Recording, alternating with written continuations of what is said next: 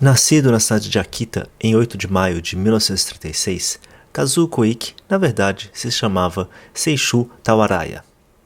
Ele postulou diversas profissões até chegar aos quadrinhos.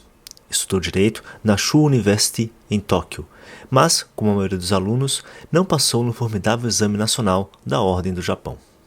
Estudou então escrita com o romancista Kishihiro Yamate, mas não obteve sucesso.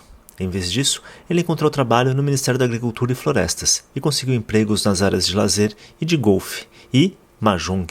Somente aos 30 anos, em 1968, ele começou a trabalhar com quadrinhos na Saito Production, estúdio do popular artista Shikiga Takao Saito.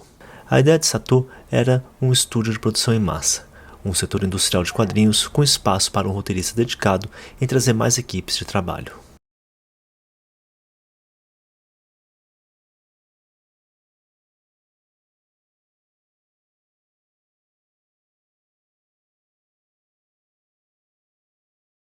Koike conseguiu um emprego e imediatamente se tornou uma figura única no mangá, um escritor dedicado que não veio de nenhuma outra área literária.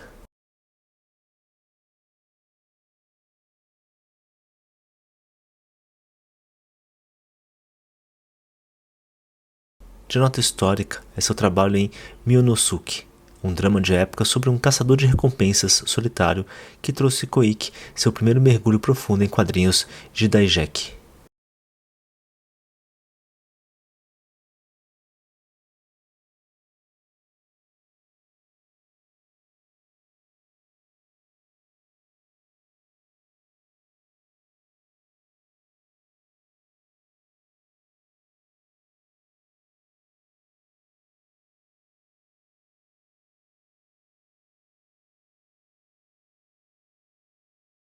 Koike se separou da Saito Production em 1970 e, rapidamente, sua reputação cresceu ainda mais.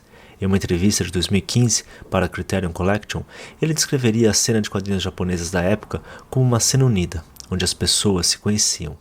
Foi assim que ele abordou o artista Gozeki Kojima, um veterano de 41 anos de Kamishibai, para criar um novo drama de época para o mercado jovem masculino.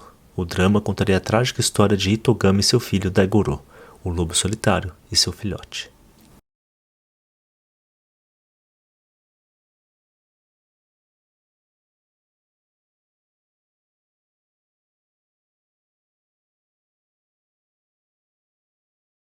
Itogami é o carrasco do Shogun, Koji Gaishakunin.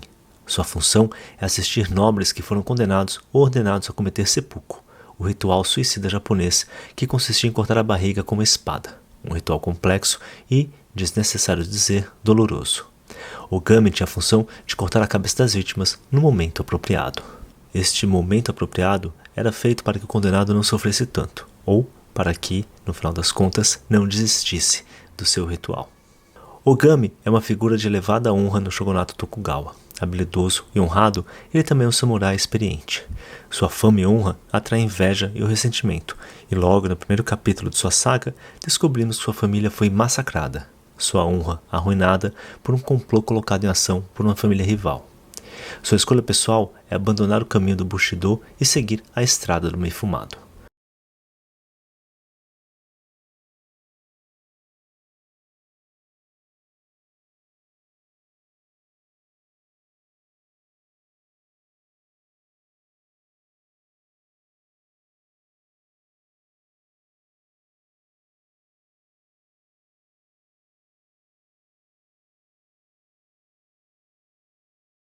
Sua escolha pessoal é abandonar o caminho do Bushido e seguir a estrada do meio fumado, tornar-se um Ronin, um assassino contratado até conseguir sua vingança. Mas ele não pode tomar a decisão por seu pequeno filho, Daigoro. O pequeno deve escolher a bola, a morte ou a espada, o meio fumado. Aqui já se coloca uma das premissas que irá guiar as mais de 9.000 páginas que compõem a tragédia de Ogami. Haverá sempre uma prévia escolha antes de cada ação de pai e filho. Nenhum caminho é seguido em vão, nenhuma ação é tomada sem existir um sentido a justificá-la.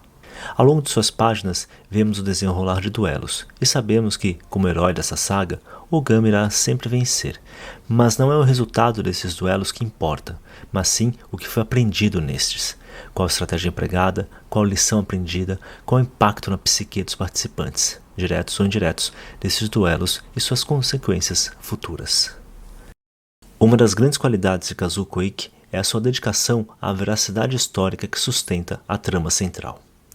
As pesquisas históricas de Koike são impecáveis e temos uma miríade de elementos da vida do Japão medieval intrigantes e surpreendentes. Da feitura de artefatos específicos, tais como uma espada ou uma refeição, até rituais religiosos e sociais, e questões de administração pública ou política.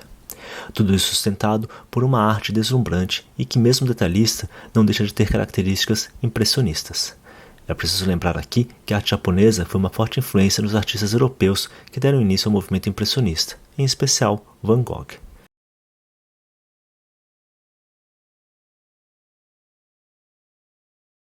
Ruas, casas e castelos, paisagens, montanhas, riachos, florestas, as estações, primavera, verão, outono e inverno. Todos esses elementos estão presentes na arte de Kojima. Mas isso não faz de Kojima apenas um desenhista de belos cenários. É através deles que o desenhista transforma Lobo Solitário em um mangá contemplativo. Kojima inseriu no roteiro de Koike longas sequências silenciosas. São sequências extremamente visuais, das quais o texto só participa através de pequenas onomatopeias. Elas frequentemente se apresentam através de sequências em que Ogami e Daigoro caminham expostos aos elementos da natureza, como neve ou chuva. O significado contemplativo dessas sequências não está apenas na sua possível significação para uma religião animista como o shintoísmo. Ela está na própria narrativa. Kojima não se preocupa em retratar a sequência de movimentos que formam a ação retratada, caminhar na chuva. Ele se preocupa em retratar as múltiplas percepções que se tem ao fazê-lo. Os diferentes acidentes do caminho, o correr da água, o barro do chão. A transição entre os quadrinhos, para usar a terminologia de Scott McCloud, é menos ação para ação e mais aspecto para aspecto.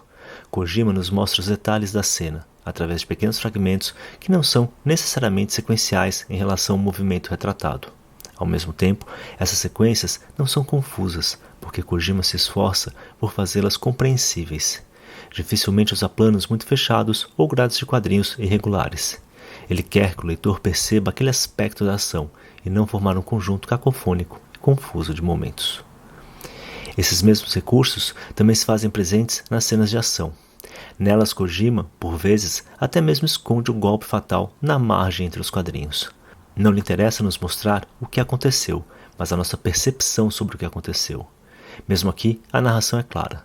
Kojima pode estar desenhando figuras que praticamente se desmancham em linhas cinéticas, mas ele faz isso porque a violência do movimento é um aspecto da luta, um aspecto que ele desenha com clareza.